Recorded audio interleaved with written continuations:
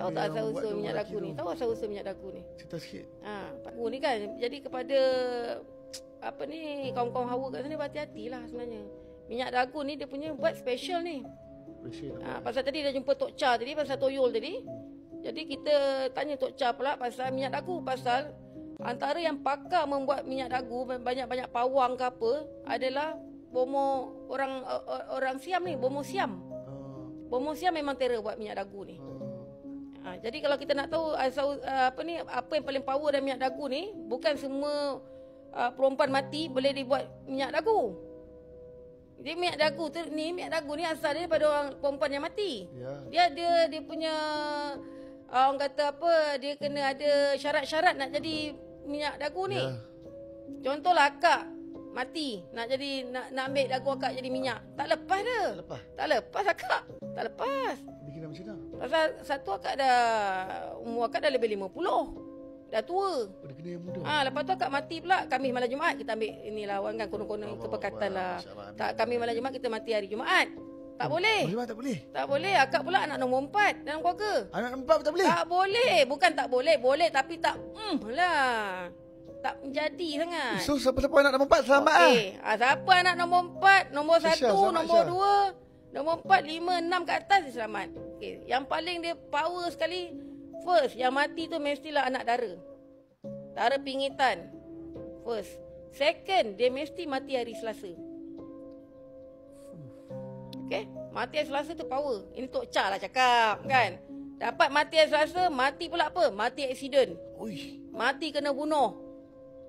Mati yang bukan mati biasalah. Mati apa sahaja, mati tu serangan jantung. Kurang power lah sikit. Mati kenapa kencing manis? Tak power lah. Mati kenapa tu Kak Jem tu kencing manis. Kurang power lah sikit. Ini mati kenapa? Mati kenapa? Gaduh dengan boyfriend. Buat gaduh dengan boyfriend. 7 tikaman. Contoh Bunuh diri. Bunuh diri. Power. Mati pula hari Selasa. Anak dara. Mati hari Selasa. Anak nombor 3 dalam keluarga. Tok Cha cakap bukan akak cakap kan ada yang salah faham. Tok Cha cakap. Anak nombor 3. Anak nombor 3. Dapat 3 ciri ni pada jenazah ni tadi, pada mayat ni tadi, power nak mampus minyak dagu tu. Sekarang ni nak beli minyak dagu ni walaupun kita tengok dalam internet sekarang banyak orang jual minyak dagu, tak power sangat. Tak power. Sekarang Wan jumpa akak Tok Cha lah. Contohnya kan. Wan nak jumpa akak Tok Cha. Datang ni kenapa ni? Kenapa kamu datang ni? Dagu. Minyak dagu contoh. Sekarang ni kalau nak minyak dagu, berapa pengeras kamu ada? Dia mula-mula mesti ni dulu. 400.5 saya dah. 400.5 tak boleh Wan. Itu murah sangat kau jangan. 400.5 tu murah. Minyak dagu ni paling-paling murah 3,000. Itu belum bat lagi kan. Itu Malaysia. Kalau bat tu mungkin jadi belah-belah puluh-puluh ribu bat kot. Kan. Paling murah adalah 3,000. Paling murah 3,000. First Wan cakap lah, contohlah saya ada 10,000 Tok Cha.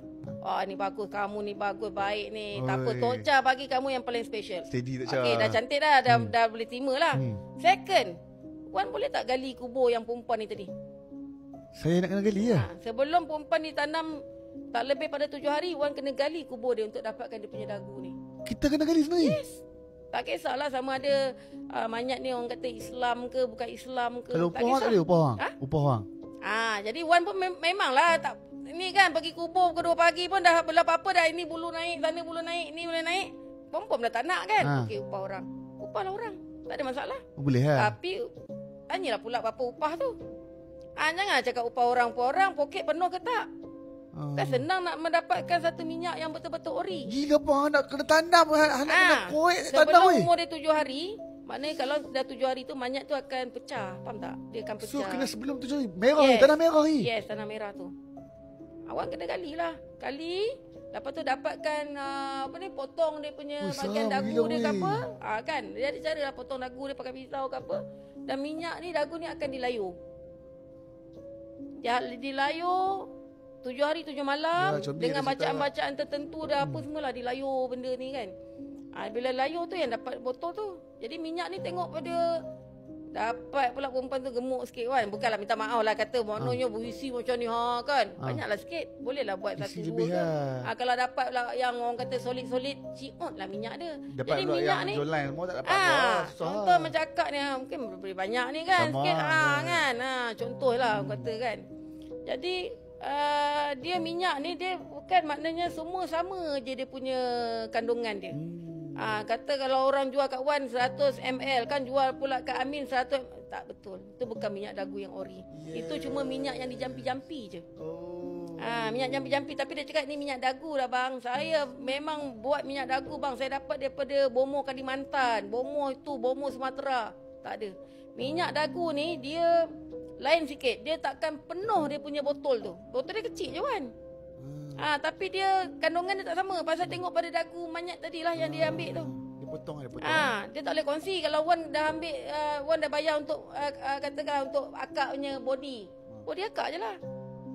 Pasal kita ada ikatan perjanjian sepan dia tu. Mayat kat mana itu kita yang kena cari ke? Bukan, maksud dia bomoh tu cakap ada mayat kat sini awak kena pergi ambil kat sini ke ataupun dia saya kena cari sendiri? Selalunya informer akan dapatkan info-info tu.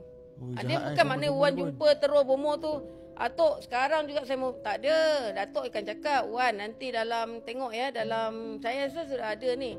Okey bagi saya 3 minggu lah Wan datang balik bawa duit tu. Pasal dia perlukan 7 hari nak layur tu. Ini Tok Cha ni Tok Cha orang lain mungkin lain lah. Mungkin ada yang masa 100 hari ke 50 hari. Ini Tok Cha punya cerita. Sebabnya kalau kita tengok ada separuh-separuh masyarakat dia akan jaga manyat ni, utama kalau manyat tu manyat anak dara. Ada separuh masyarakat dia akan duduk kat kubur tu 7 hari 7 malam. Jaga kubur tu. Kadang-kadang dia mengaji 24 jam kan. Dia mengaji, siap makan minum semua. Mata-mata benda ni lah.